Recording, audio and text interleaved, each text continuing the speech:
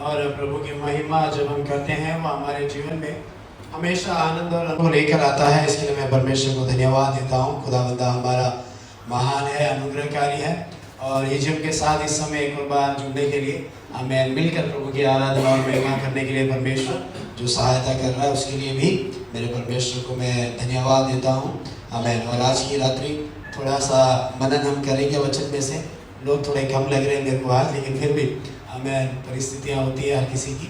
हमें खुदाबंदा वे लोग जहाँ भी है जिधर भी है सभी को परमेश्वर अनुग्रह करने पाए। हमें आज के मनन के लिए निकालेंगे लूका का सुसमाचार 16 अध्याय उसकी 8वीं आयत। Luke gospel according to Luke chapter 16 verse 8, 16 का 8। स्वामी ने उस अदरकी भंडारी को सराहा। हाँ, उसने चतुराई से काम किया। हाँ, क्योंकि इस संसार के लोग अपने समय के लोगों के साथ वित्तीय व्यवहारों में ज्योति के लोगों से अधिक चतुर हैं। हाँ, आज हम देखने जा रहे हैं we are the children of light. हम ज्योति की संतान हैं। हालेलुया, है ना। वास्तव में परमेश्वर ने हमें ज्योति की संतान बनाया है। ज्योति मतलब फिजिकल ज्योति नहीं, लेकिन आत्मिक ज्योति। हमें एक ज्योति की संतान, अगर परमेश्वर स्वयं ज्योति है या परमेश्वर स्वयं प्रकाश है। वचन बोलता है स्वर्ग में सूर्य नहीं है, चंद्रमा नहीं है, सितारे नहीं है, क्योंकि हमारा परमेश्वर स्वयं वहां की ज्योति है। और वचन को और गहराई से देखें, हजारों सूर्य मिलकर भी जितना प्रकाश नहीं कर सकते हैं उससे कहीं ज्यादा प्रकाशमान हमारा प्रभु परमेश्वर है। हालेलुया। और जब मूसा ने परमेश्वर से दर्शन को मांगा, प्रभु ने एक ही बात बोला, मेरा दर्शन पाके तो जीवित नहीं रह सकेगा। उसके पीछे का कारण ही यही था, उस अगम्य ज्योति, उस अतुल्य ज्योति को देख के वास्तव में इंसान जीवित नहीं रह सकता है। आप अगर 5 सेकंड भी दोपहर में उगा हुआ सूरज को अगर आप 5 सेकंड भी लगातार देख लेंगे, आपको सौंदर्य शुरू हो जाएगा, आपको आंखों से दिखाई देना बंद हो जाएगा, आपको क्या तो क्या हो रहा है आपका एहसास होगा। और अगर 5 मिनट लगातार देख लिया फिर क्या होगा अपने को भी नहीं मालूम। तो वो एक प्राणघातक रोशनी है। अगर दुनिया की रोशनी, तो इन रोशनियों को बनाने वाला परमेश्वर का रोशनी कितना ज्यादा है। हालेलुया। क्योंकि वचन बोलता है परमेश्वर ने जब इन सारी चीजों को बनाया और देखा, किसको देखा? ज्योतियों को भी देखा। पहले जो सृष्टि जब बनाया तो इन ज्योतियों को भी देखा। परमेश्वर ने बोला अच्छा है। मतलब देखा मतलब सरसरी निगाह से नहीं, ध्यान से देखा। सूरज बराबर प्रकाश दे रहा है या नहीं है, चंद्रमा की रोशनी सही है या नहीं है, सितारे बराबर चमक रहे हैं या नहीं है, ये सारी चीजें एकदम परफेक्ट नाप तोल के जब परमेश्वर ने बराबर बना दिया, तब परमेश्वर ने बोला अच्छा है। हालेलुया। वैसे एक एक दिन बनाते गए, एक एक सृष्टियों को बनाता गया, परमेश्वर ने बोला अच्छा है। और उसी प्रकार हमें वो अच्छा परमेश्वर जब बोलता है कि वो स्वयं ज्योति है, और अगर हम ज्योति की संतान हैं तो हमारा चाल चलन भी उस परमेश्वर के तुल्य या उसके पवित्रता के परिमाण के अनुसार हमारा जीवन होना है।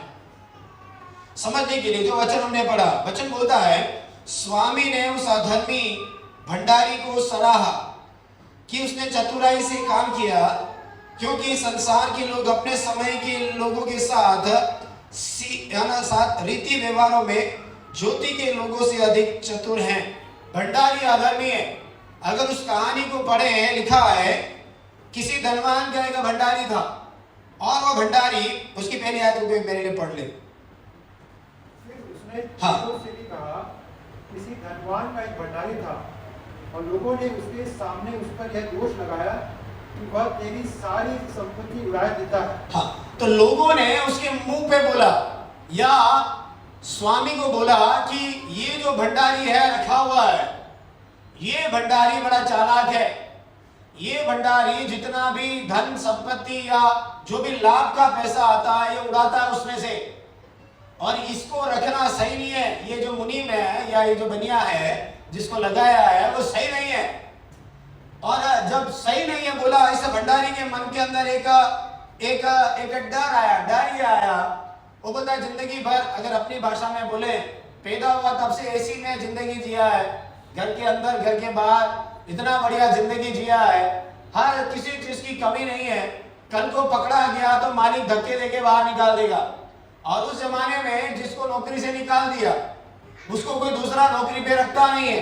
आज भी यही होता है, एंडोर्समेंट होता है। अगर आप पे नौकरी के लिए अप्लाई करते हैं तो आपका प्रीवियस एक्सपीरियंस पूछते हैं, और उस एक्सपीरियंस में कई बार वे पूछते हैं कि आपका रेफरेंस कौन है, कौन आपके लिए रिकमेंडेशन करेगा, रेफरेंस है क्या, कोई नंबर लिखना पड़ता है। और बाय चांस अगर वहां के पीआरओ ने रेफरेंस को फोन कर दिया, बंदा कैसा है, और उसने एक रिमार्क बोल दिया तो गया नौकरी। हालेलुया। तो उस जमाने में भी यही होता है कि अच्छा भंडारी है तो लोग लेने के लिए तैयार है, और अच्छे लोग छोड़ के जाते नहीं है। लेकिन जमाना ऐसा बदला है, अच्छे लोग ज्यादा समय टिकते नहीं है और बुरे लोग लंबा लंबा अपना टाइम खींच जाते हैं। तो इसके जीवन में भी यही एक प्रॉब्लम था। इसके मन का प्रॉब्लम यह है, अगर मुझे कल नौकरी से निकाल दिया, मैं जाके गड्ढा नहीं खोद सकता हूं, मुझे कोई दूसरा नौकरी पे रखेगा नहीं, मेरा भविष्य आगे सही नहीं है, और भीख मैं मांग नहीं सकता हूं। तो ये एक दुविधा उसके जीवन में आई। हमेशा याद रखना, हमारे हर एक कार्य का एक परिणाम निश्चित है। हालेलुया। हम जो करते हैं उसका परिणाम हमें जरूर मिलेगा। अगर हम भला करते हैं हमारी भलाइयों का प्रतिफल हमें मिलेगा, और अगर हम बुरा करते हैं तो हमारी बुराइयों का प्रतिफल भी हमें मिलेगा। हालेलुया। कई बार हम इसीलिए अपनी जिंदगी के अंदाजे में जीते हैं क्योंकि हमारे ऊपर तुरंत दंड की आज्ञा नहीं है। हमारी बुराई के अनुसार अगर सामने वाला भी हमसे बुरा करने लग जाए, हम अपने आप बुराई करना रोक देंगे। हमसे तगड़ा बंदा अगर मिल जाए, टक्कर का बंदा अगर मिल जाए, हम बोलेंगे नहीं, अगर मैंने कुछ किया तो ये मेरे खिलाफ खड़ा हो जाएगा। तो ये संसार की रीति है। तो हमेशा याद रखना, हम जो करते हैं वो लौट कर एक दिन हमारे पास में आएगा। हालेलुया। इसीलिए जब मनुष्य शरीर में अपनी जिंदगी को जीता है, बड़ा सोच समझकर और बड़ी समझदारी के साथ अपनी जिंदगी को जीना है। क्यों जीना है? इस धरती में जब हम जीते हैं, हमारे पास अन्य कोई लक्ष्य होना नहीं चाहिए। लक्ष्य क्या होना चाहिए? जो जिंदगी, जो नौकरी, जो काम या जो बिजनेस जिसमें भी परमेश्वर ने हमें लगाया है, पूरी ईमानदारी के साथ उस काम में लगे रहो। हालेलुया। प्रॉब्लम तब आता है जब हम हमारा काम छोड़ के दूसरों के कामों में हाथ डालना शुरू करते हैं। हालेलुया। हालेलुया। चर्च के अंदर भी अगर हम रहते हैं, विश्वासी हैं, अगर हम विश्वासी, हमारा काम विश्वास का काम करना है। मैं अक्सर बोलता हूं, अगर एक विश्वासी है तो अच्छा विश्वासी बनना है, बढ़िया विश्वासी बनना है। अगर पास्टर है तो बढ़िया पास्टर बनना है। अगर आपको कलीसिया के अंदर विभिन्न पद या पदवियों पर अगर परमेश्वर ने रखा है, उस कार्य को पूरी जिम्मेदारी के साथ, गंभीरता के साथ, उसकी गंभीरता और महत्व को समझते हुए हमें करना है। हालेलुया। सभोपदेशक में भी लिखा हुआ है, जो काम तुझे सौंपा गया है उसे अपनी शक्ति भर करो, अच्छे से करो, बढ़िया करो। तो हमारे सामने लक्ष्य एक होना चाहिए। दुनिया में तो मैं काम करता हूँ परफेक्ट, हम नौकरी में जाते हैं, हम अच्छा काम करते हैं, और वहां पर हमारे ऊपर के अधिकारियों को हमें जवाब देना पड़ता है। हमारा रजिस्टर, हमारा कार्य, हमारा एंडोर्समेंट सब हम बढ़िया करके रखते हैं। अप्रेजल अगर होता है, अप्रेजल भी हम बढ़िया तैयार करके रखते हैं, सब बढ़िया करके रखते हैं। लेकिन जब हम आत्मिक जिंदगी की ओर आते हैं, हम हमेशा आत्मिक जिंदगी को नकार देते हैं। हालेलुया। हालेलुया। हम क्यों इसे सीरियसली नहीं लेते? सही है, चर्च गए तो गए, नहीं गए तो अब पास्टर ऐसे करने लग जाता, आज मेरा मन नहीं है चर्च चलाने का, बंद कर देते हैं। अरे कैसा पास्टर भेज दिया सेंटर वालों ने। हालेलुया। लेकिन विश्वासी बोले तो क्यों नहीं आया चर्च में? सर दुख रहा था इसलिए चर्च में नहीं आया। हालेलुया। अरे आपको ड्यूटी ओवरनाइट थोड़ा ज्यादा हो गया, तो ओवरनाइट कुछ नहीं है, 5 घंटा एक्स्ट्रा ओवर, क्या बोलते हैं उसको, एक्स्ट्रा टाइम, ओवर टाइम किया है। हालेलुया। किसके लिए किया? चर्च के लिए किया क्या? खुद के लिए किया। और ठीकरा किसमें बोला? ओवर टाइम हो गया इसलिए मैं नहीं आया। तो हम हमेशा आत्मिक जिंदगी को हल्के में लेते हैं। बच्चों का एग्जाम है इसलिए मैं आज चर्च में नहीं आया। मैं अक्सर बोलता हूँ 3 घंटे में कितना ज्यादा पढ़ लेंगे, और 3 घंटा नहीं पढ़ा तो कितना कम हो जाएगा। हालेलुया। हालेलुया। 3 घंटे में मुश्किल से 1.5 घंटा मन लगा के पढ़ते हैं, बाकी टाइम उधर इधर के काम में निकल जाता है। हालेलुया। तो ये चीजें गंभीरता से हम लेते नहीं। आत्मिक जिंदगी को कभी हम गंभीरता से नहीं लेते हैं, वचन को हम कभी गंभीरता से नहीं लेते हैं।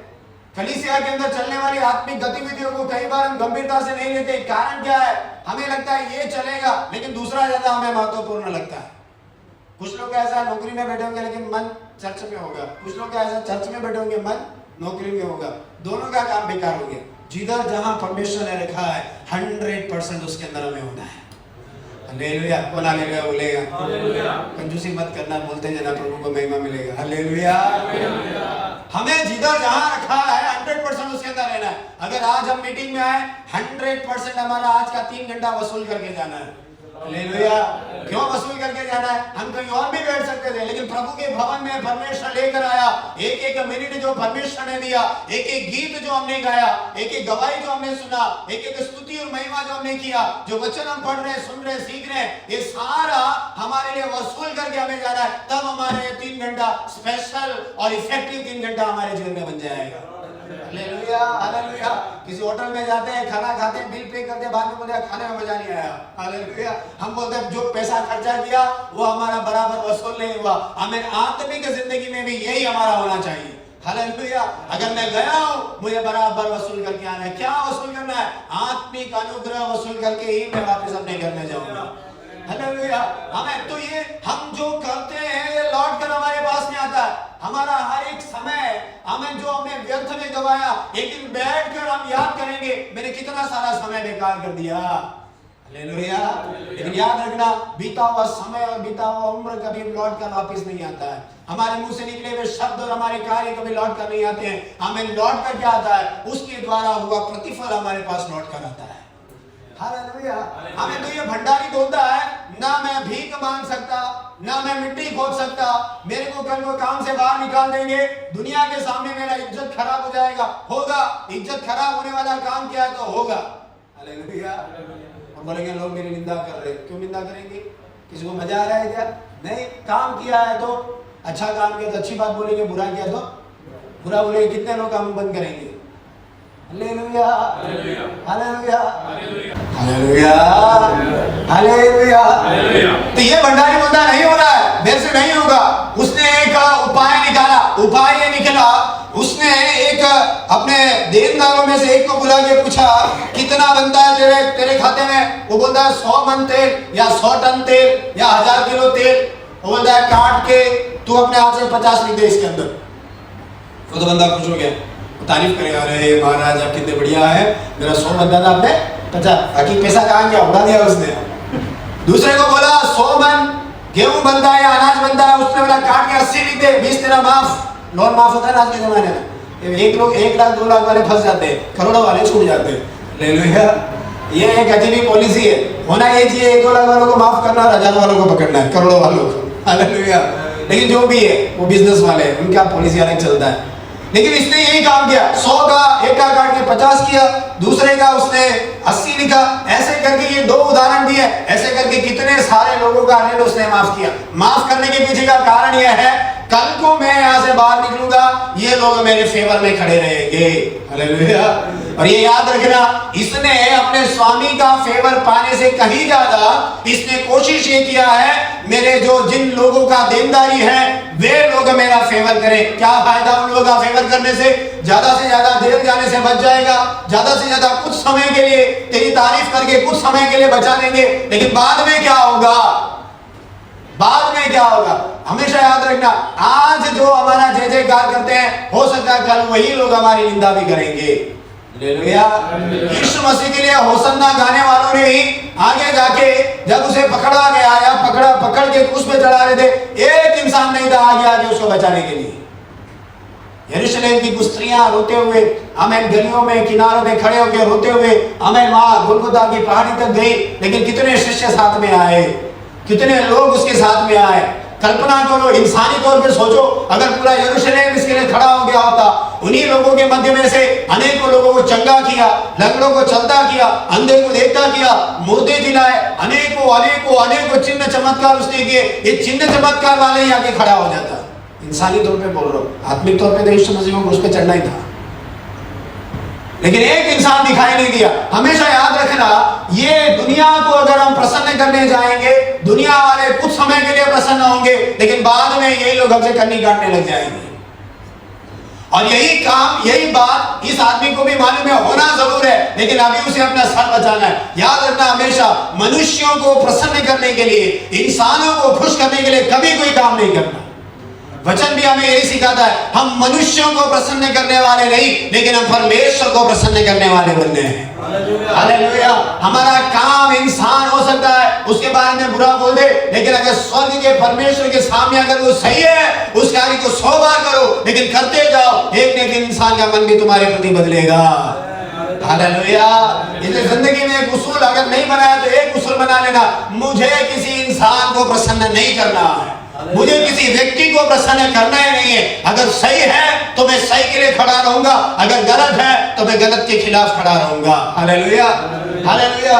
ये परमेश्वर के लोगों के जीवन का एक सिद्धांत बन जाना चाहिए। हम जो विश्वासी है, हमारे जीवन का सिद्धांत बन जाना चाहिए। हाँ में हाँ मिलाने वाले 100 मिलेंगे, लेकिन 100 ना बोलने वालों के मध्य में एक हाँ वाला अगर खड़ा रहता है, हमें वहां पर खड़ा रहना परमेश्वर हमें सिखा देगा। Hallelujah, hallelujah. इसलिए कभी घबराना नहीं। और यहाँ पर बोलता है, हमें इस प्रकार लिखने पर स्वामी ने उस अधर्मी भंडारी को सराहा, बोला उसको बुला के, बड़ा चालाक है तू, बड़ा होशियार है, मैं तो तेरे से अभी ये सब मांगने वाला था हिसाब किताब, तूने 100 वालों का 20 गायब किया, तूने 80 लिखवा दिया, और दूसरे का 100 में से 50 तूने गायब किया, उसका 50 लिखा दिया, तो तेरे से हिसाब लेने की जरूरत ही नहीं है, क्योंकि लैब्स में चला गया, अकाउंटेंट है नहीं, वो पैसा अकाउंट में चढ़ाया नहीं, तो कितना है, 50 ही है, तो बाकी 50 किससे मांगेंगे। तो स्वामी बड़ा खुश हुआ। खुश इसीलिए नहीं हुआ कि उसने चालाकी, इसने कुछ बढ़िया काम किया, वो ये बोल के देखकर अचंभा कर रहा है, बड़ा चतुर है ये, बड़ा होशियार है। क्यों होशियार है? कि उसने चतुराई से काम किया, बड़ी होशियारी से काम किया, अपना गर्दन उसने बचा लिया। स्वामी नौकरी से निकालेगा नहीं, क्योंकि जब है ना, अगर सरकारी कामों के बारे में बोलते हैं, सरकार जो बोलता है वो नहीं, जो नियम है उसके ऊपर चलता है, जो लिखा हुआ है लिखित पे। तो अगर ये स्वामी के सामने हिसाब लेके जाया जा रहा है, वर्बली जो बोला गया वो नहीं है, हिसाब कितना है, 50 दिया, 50 का हिसाब है, 50 गायब हो गया, स्वामी को भी मालूम है, लेकिन जब स्टॉक निकाला, एंट्रीज निकाली, सारी चीजों को निकाला, तो भैया 50 ही है। स्वामी बड़ा अचंभे में आ गया, बड़ा चालाक है। और आगे की लाइन में बोलता है, उसने चतुराई से काम किया। तब यीशु मसीह उसमें से एक लेसन निकाल के बोलते हैं, क्योंकि संसार के लोग अपने समय के लोगों के साथ रीति व्यवहारों में ज्योति के लोगों से अधिक चतुर है। सही भी है, हम लोग वास्तव में भोले लोग हैं, लेकिन हमारे अंदर भी चालाक लोग होते हैं, वो बात अलग है। प्रभु ने हमें चालाक बनने के लिए नहीं बोला है, प्रभु ने बोला भोलापन हमारे अंदर होना चाहिए, पाप के प्रति अनजान हमें होना है, भोलापन हमारे अंदर होना है। और दूसरी जगह प्रभु बोलते हैं सांप के समान चतुर, चालाक नहीं लिखा, चतुर, होशियार, बुद्धिमान, उसको सरल करके बोला जाए। और कबूतर के समान भोले बनना है। और भोला बनने का मतलब ये नहीं कि हम भोलापन का वेश धारण करें, भोलापन हमारे स्वभाव के अंदर होना चाहिए। भोलेपन को अगर और सरल करके बोला जाए, सीधापन हमारे अंदर होना चाहिए, हमारे स्वभाव में सीधापन होना चाहिए। दुनिया वाले मुंह पर कुछ बोलेंगे, मन में कुछ होगा, और प्लानिंग में कुछ और ही होगा। तो सोचा कुछ, मन में कुछ और बोला कुछ, ये दुनिया की चतुराई है। लेकिन परमेश्वर के सामने दुनिया की चतुराई नहीं है। परमेश्वर ये बोलता है, तू जो सोचता है, जो तेरे मन में है, जो तू करना चाहता है, वही बात तू बोला कर। हालेलुया। इसलिए याकूब की पत्री में भी लिखा है, तुम्हारी हाँ हाँ होना चाहिए और तुम्हारा ना ना होना चाहिए। जो कुछ इससे ज्यादा होता है वो परमेश्वर की तरफ से नहीं है। अब आप ये देखिए, कितनी बार हाँ बोल के टाल दिया, या कितनी बार ना बोल के हाँ कर दिया। Hallelujah, hallelujah. अब यह हाँ ना का मतलब यह है, तुमने किसी को प्रॉमिस किया किसी बात के लिए, जनरल हाँ ना के बारे में नहीं है, लेकिन तुमने किसी को किसी बात के लिए वायदा कर दिया, ओके बोल दिया, डन बोल दिया, कुछ भी हो जाए मैं रहूंगा करके बोल दिया, और एन मौके पे, लास्ट मोमेंट पे, नहीं मैं नहीं कर सकता, नहीं मैं नहीं आ सकता, नहीं मैं नहीं खड़ा हो सकता, नहीं मैं नहीं बोल सकता। ये जो होता है वो पाप से होता है, वो परमेश्वर की तरफ से नहीं है। यीशु मसीह स्वर्ग राज्य में से हाँ बोल के धरती में आए। किस चीज के लिए हाँ बोल के आए? कि मैं सारी मानव जाति के लिए अपना लहू बहाने के लिए तैयार हूं, मैं मेरा प्राण देने के लिए तैयार हूं। लेकिन जब धरती में आए और जब गोलगोथा की पहाड़ी पर जो मृत्यु था सामने था, उसे वरण करना है, वो मृत्यु को धारण करना है, हमें एक समय के लिए मन में जब एक तड़प आई, उसने ना नहीं बोला, वो गया सीधा प्रभु के पास, प्रभु प्लानिंग तो अपना सही है, मैं तैयार भी हूं, लेकिन अगर कोई बदलाव तेरी योजना में है तो ये हटा ले, हो सके तो इसे हटा ले। बोला मतलब ये नहीं कि मैं चाहता हूं कि तू हटा ले, नहीं है। अगर तेरी प्लानिंग में अपन लास्ट मोमेंट के अंदर भी कोई बदलाव है तो तू उसको थोड़ा सा करके हटा दे, अपन नई प्लानिंग में चल दे। लेकिन जवाब नहीं मिला, जवाब नहीं मिला, उसको मृत्यु को धारण करना था। प्रभु यही बोला, मेरा अनुग्रह तेरे लिए काफी है।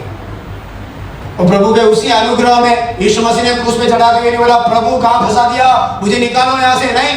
प्रभु ने खुशी खुशी उस क्रूस की मृत्यु को धारण किया। हाँ उसका हाँ था, ना उसका ना था। Hallelujah, hallelujah, hallelujah. तो ये चतुराई नहीं है। तो प्रभु ये बोलता है तुम सांप के समान चतुर बनो। सांप की चतुराई ये है, आने वाले खतरे को दूर से ही भांप लेता है। हम नहीं भांपते, हम नहीं भांपते।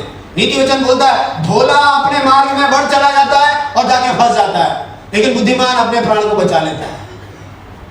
तो सांप के समान चतुर बनने का मतलब ही यही है, तुम आने वाले खतरे को दूर से देखो। सांप अगर बाहर पड़ा है, हमारे पैरों का आहट उसको कान नहीं है, लेकिन अपने शरीर में वो उस स्पर्श को, उस संवेदनाओं को जब वो अनुभव करता है, वो एक एक व्यक्ति के चाल के अनुसार समझ जाता है कौन मुझे मारने के लिए आ रहा है, कौन मेरे पास से गुजर जाएगा, क्या होने जा रहा है उसको मालूम है। उसके अनुसार वो अपने कदमों को उठाता है, अपनी मूवमेंट करता है। हालेलुया। हमें तो यही नहीं मालूम कल हमारे साथ क्या होने वाला है। हम कभी प्रार्थना में प्रभु से पूछते ही नहीं है। हमारी योजना हम प्रभु के सामने कभी कभी लेके ही नहीं जाते। कई बार हम ऐसे ही आगे बढ़ जाते हैं। कई बार हम ये नहीं सोचते अगर ये काम मैंने किया इसका परिणाम आगे क्या निकलेगा और उसका परिणाम क्या होगा। कम से कम 4 स्टेप आगे सोचने की क्षमता हमारे अंदर होना चाहिए। हालेलुया। नहीं तो कुछ लोग होते हैं जो होगा देखा जाएगा। मलयालम में बोलते हैं जो आएगा, जब होने वाला है तब उस समय वहां पे देख लेंगे। वहां पे देखने लायक हम रहेंगे नहीं। तब हमारा हर एक कदम, हर एक निर्णय, हर एक कार्य इस रीति से क्यों जाना मुझे नहीं मालूम, लेकिन समझ लेना किसी से तो प्रभु का आत्मा बोलता होगा। हमें हमारा हर एक कदम, हमारा हर एक कार्य, हमारी हर एक योजना, जब आप उसको करने जाते हैं उसके 4 कदम आगे सोचना, अगर मैं ऐसा करूंगा तो उसका परिणाम क्या निकलेगा। अगर ये पॉजिटिव आया तो ये होना है, नेगेटिव आया तो ये होना है। अगर नेगेटिव किया तो मुझे क्या करना है, पॉजिटिव है तो मुझे क्या करना है। कम से कम 4 कदम आगे बुद्धिमानी के साथ सोचकर हमें आगे बढ़े। इसलिए प्रभु ने बोला कि तुम सर्प के समान चतुर बनो, होशियार बनो। दुनिया के लोग तुमसे ज्यादा चालाक हैं, उनके पास तुमसे ज्यादा होशियारी है, उनके पास तुमसे ज्यादा विद्या और विधि है। देख लो ना कितने लोग दुनिया में महाविद्वान लोग घूमते हैं हमसे ज्यादा, ऐसे ऐसे ऐसे करके कैलकुलेशन कर डालते हैं, बड़े बड़े कार्य ऐसे ही बैठे बैठे निपटा देते हैं। उनको पता है कौन सा काम कब कैसे किस तरह करना है, किसी को फंसाना है तो कैसे फंसाना है, किसी को निकालना है तो कैसे निकालना है। उनके पास सारा ट्रिक है, हमारे पास नहीं है। Hallelujah, hallelujah. तो ये इसकी इस चालाकी से वो भंडारी बड़ा प्रसन्न हुआ, मालिक बड़ा प्रसन्न हुआ। क्यों प्रसन्न हुआ? ये बोलता है कि तू बड़ा चालाक निकला। तो एक पहली बात, हम परमेश्वर की ज्योति की संतान हैं, लेकिन हमें एक बात याद रखना है, हमें सावधान रहना है। दुनिया के लोग हमसे कहीं ज्यादा चालाक हैं। तो क्या कर सकते हैं? हमारे जीवन का हर एक कदम बड़ी प्रार्थना के साथ हमें बढ़ाना है। Hallelujah, hallelujah. हम सोचेंगे एक संगठनात्मक कार्य नहीं, हम केवल वो मात्र नहीं, लेकिन हमारे जीवन का, हमारे व्यक्तिगत जीवन का, परिवार का, बच्चों का हर एक कार्य बड़ी समझदारी के साथ, बड़ी होशियारी के साथ हमें आगे बढ़ना है। इसी चीज को और समझने के लिए हमें एक और आयत निकालेंगे, यूहन्ना का सुसमाचार 12 अध्याय उसकी 36वीं आयत, यूहन्ना 12:36। जब तक ज्योति तुम्हारे साथ है, ज्योति पर विश्वास करो। अभी पहले में हमने देखा ज्योति की संतानों से संसार के लोग ज्यादा होशियार है। तब ये ज्योति की संतान कैसे चतुराई में, या ज्योति की संतान कैसे आगे बढ़ सकती है? वचन बोलता है जब तक ज्योति तुम्हारे साथ है, ज्योति पर विश्वास करो कि तुम ज्योति के संतान हो। अगर हम ज्योति की संतान बनना है तो उसके ऊपर विश्वास करना है। कई बार लोग होते हैं अपने घर के लोगों का कम सुनते हैं, बाहर के लोगों का ज्यादा सुनते हैं।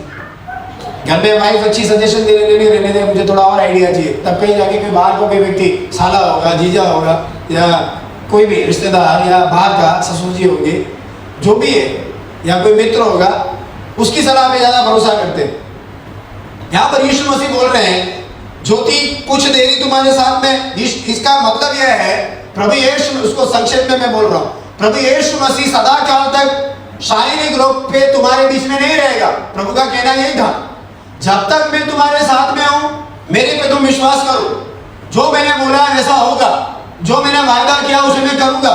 अभी तुम विश्वास करोगे तो होने वाली बातों पर भी तुम विश्वास करोगे। फॉर एग्जाम्पल, किसी ने हमसे वायदा किया है और घर के अंदर चर्चा भी है, जरूरत तो है, उसने प्रॉमिस किया है, करेगा नहीं करेगा मालूम नहीं, लेकिन जिसको भरोसा बोलेगा उसने बोला है ना वो करेगा। एग्जाम्पल देखा है कभी? अपने अनुभव भी क्या है, उसने प्रॉमिस किया है कुछ भी हो जाए वो करेगा, वो धोखा नहीं देगा, वो छोड़ेगा नहीं, अपने को धोखा नहीं देगा। भरोसा रखो, थोड़ा देर हो रहा है लेकिन वो करेगा। हम ये बोलते हैं एक इंसान पर हमारा इतना भरोसा है, हर किसी के जीवन में होता है, एक व्यक्ति ऐसा ही होता ही है जिस पर हम अटूट भरोसा रखते हैं, लेकिन कुछ भी हो जाए वो ये कर लेगा, वो निपटा देगा, वो साथ में खड़ा रहेगा, वो आएगा। ये सोच हमारे अंदर कई बार होती है। और यहाँ पर यीशु मसीह बोल रहे हैं, यही चीज यीशु मसीह बोल रहे हैं, जब तक ज्योति तुम्हारे साथ है तब तक चले चलो, ऐसा ना हो कि अंधकार तुम्हें आ घेरे, जो अंधकार में चलता वो नहीं जानता कि किधर जाता है। तो ज्योति पर अगर हम विश्वास कर रहे हैं, ज्योति हमारे साथ में, यीशु मसीह अगर हमारे साथ में है तो हमारा विश्वास यीशु मसीह पर अटूट होना चाहिए। हर परिस्थिति में यह विश्वास अटूट होना है कि वो कुछ गलत हमारे साथ होने नहीं देगा, कोई भी गलत बात में हमें पढ़ने नहीं देगा, हमारे जीवन को, जिंदगी को कहीं वो फंसने नहीं देगा, वो हमारे लिए रास्ता बाहर निकाल कर ले लेगा। हालेलुया। और इसलिए बोला आगे, ज्योति पर विश्वास करो तो तुम ज्योति की संतान हो। विश्वास करोगे तो तब उसकी संतान होगे ना, प्रॉमिस है, वायदा है। बच्चे हम पर विश्वास करते हैं ना, हम झूठ भी बोल रहे तो भी विश्वास करते, आपने बोला था फिर आपने किया नहीं, अगली बार करो, पक्का, हाँ ठीक है अगली बार। ये बच्चों का आदत है। अगर बच्चे हम जैसे संसारिक पिताओं पर या माताओं पर इतना भरोसा करते हैं तो हम जिन्होंने उस यीशु मसीह को पाया है, उस यीशु मसीह पर कितना ज्यादा हमें विश्वास करना है। हालेलुया।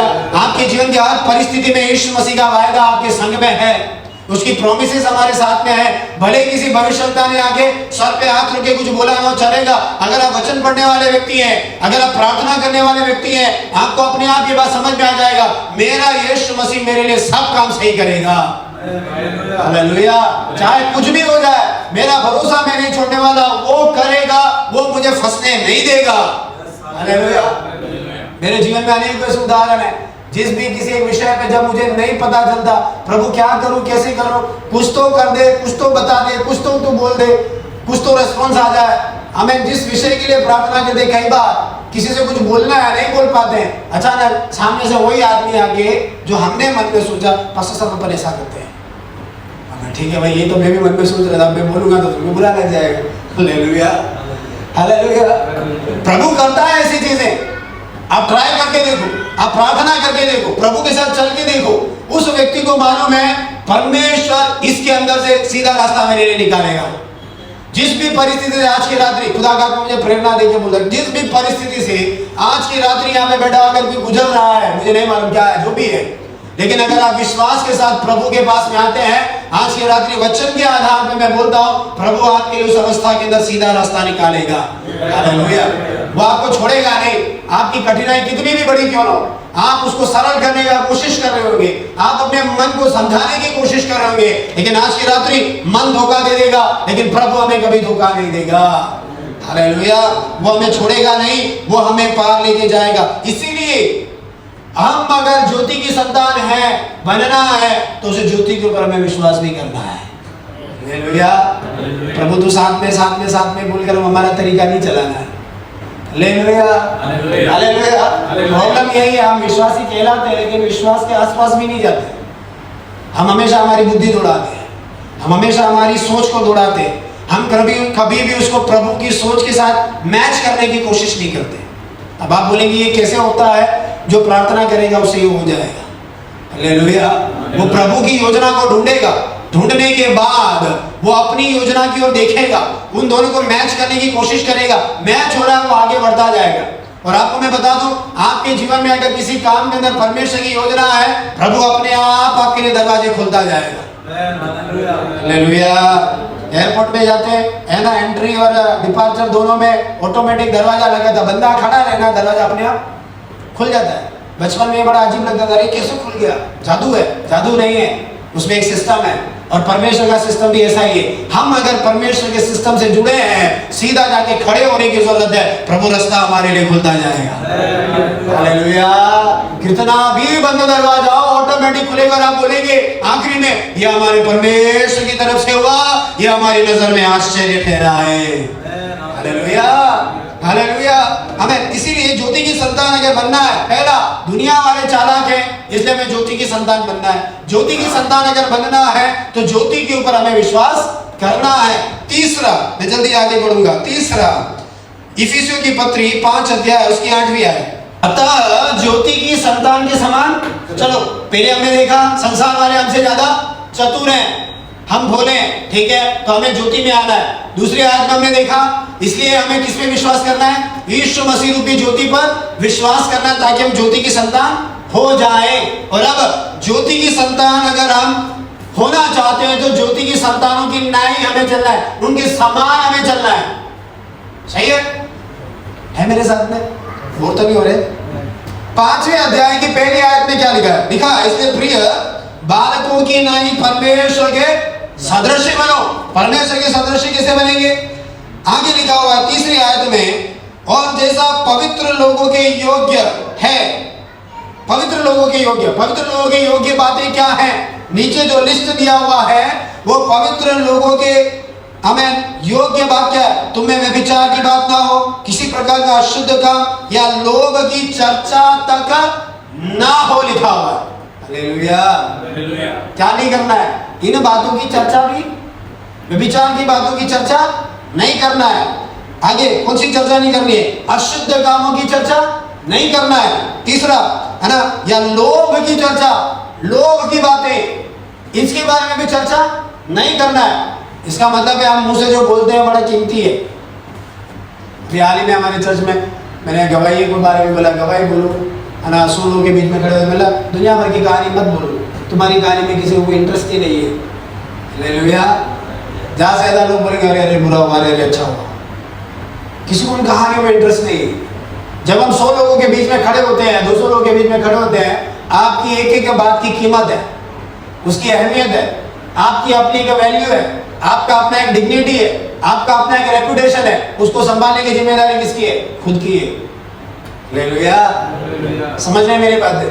तो यहाँ पे जो परमेश्वर का जन है उसके मुंह से निकलने वाली बातें भी सधी हुई रहेंगी। आगे की लाइनों में लिखा हुआ है, न निर्लज्जता, मूर्खता की बातचीत, न ठट्टे की, क्योंकि बातें सहती नहीं है। ठट्टा क्या है? दूसरे की निंदा करना।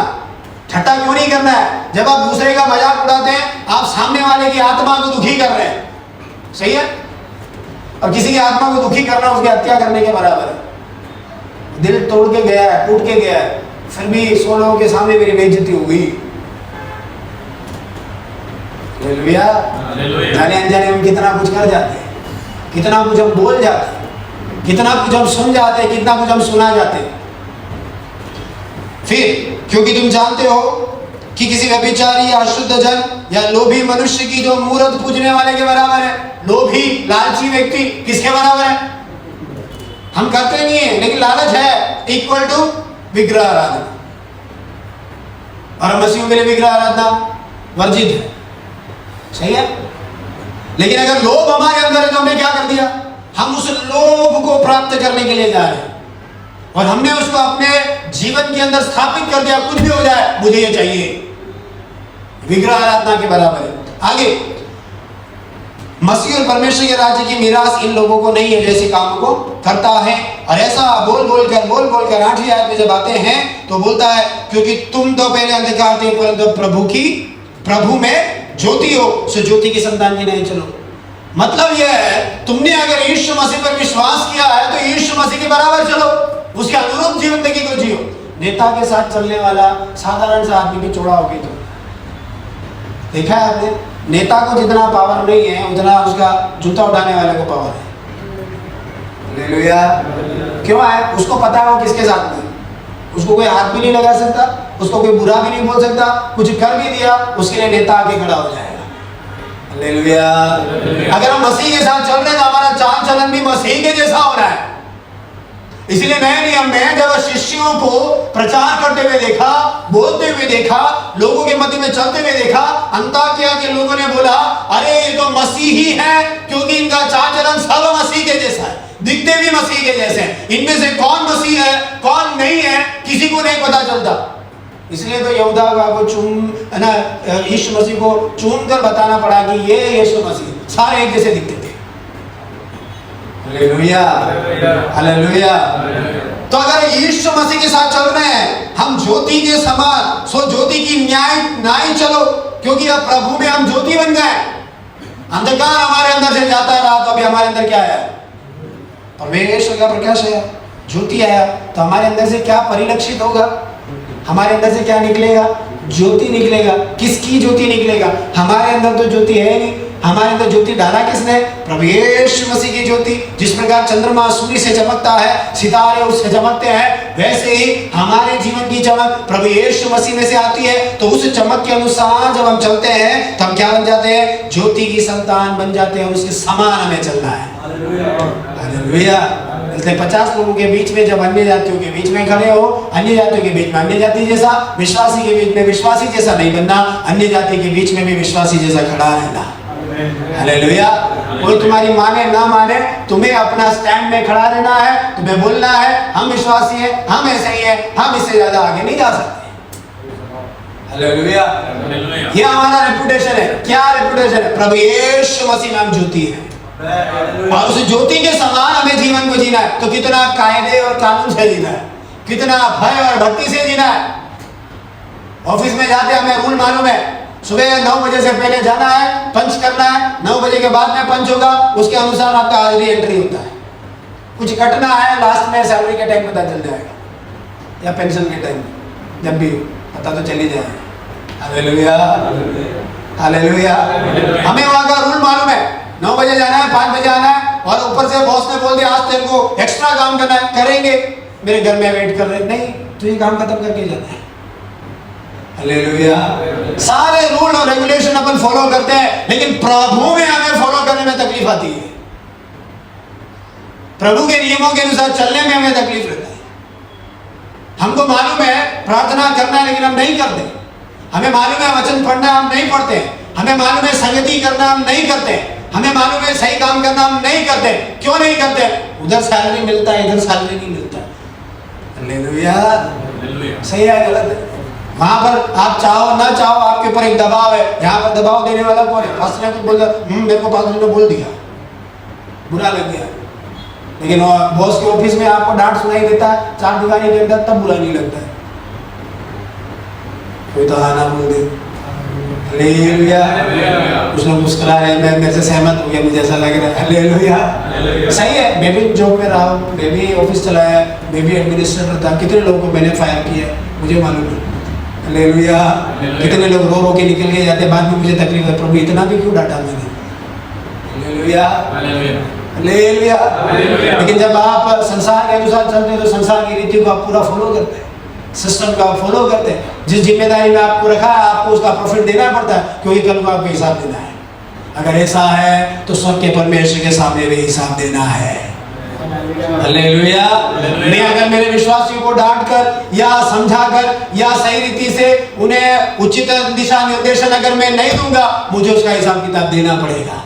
यही बात परमेश्वर ने यहेजकेल से बोला, अगर धर्मी अपने मार्ग से फिरकर पाप करता है और उसमें मरने वाला है, और अगर तू उसको नहीं बताएगा कि मन फिर रहा है और अपने पाप में फंसकर अगर वो मर जाएगा, उसका लेखा मैं तेरे से लूंगा।